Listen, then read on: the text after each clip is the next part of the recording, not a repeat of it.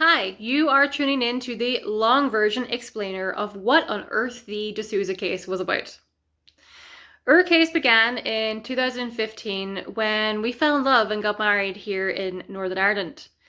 We then applied for my husband Jake DeSouza's EEA residence card as the spouse of an Irish and EU national. This application was refused by the British Home Office, who cited that my birth in Northern Ireland constituted being a British citizen, and that until I accepted I was a British citizen and formally renounced this citizenship, I could not access my rights as an Irish and EU national. Unsurprisingly, we challenged that decision, citing the birthright provisions of the Good Friday Agreement, which give all the people of Northern Ireland a right to be accepted as Irish or British or both. I've never claimed British citizenship nor held a British passport, and am an Irish citizen only, as is my right.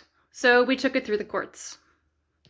We initially had success in the courts, where the First Tier Tribunal ruled that the people of Northern Ireland have a birthright to choose their nationality, therefore nationality cannot be imposed upon them at birth. He ruled that I'm an Irish citizen only, and have only ever been such. The Home Office, however, decided to appeal against this decision, and it took them multiple appeals, multiple adjournments, and 3 long years to overturn that decision. They had success in October 2019, and right before it was meant to go back to court in the Court of Appeal for Northern Ireland, they conceded to our argument, changing domestic UK law. This was of course a massive win for us, because it put into domestic law for the first time the definition of a relevant person of Northern Ireland per the GFA definition. It also meant that I didn't have to renounce a citizenship that I don't identify with, and instead can just access my rights as an Irish and EU national to family reunification with my husband. The change in law means that all the people of Northern Ireland are considered EU citizens for immigration purposes, and we have been delighted to see how many families are benefiting from this law change since it happened. So it's good news all round. But the case did raise some serious issues and questions around the identity and citizenship provisions of the Good Friday Agreement. We discovered that the birthright provisions of the Good Friday Agreement were not implemented into domestic UK citizenship law, and instead the 1981 British Nationality Act is still in operation.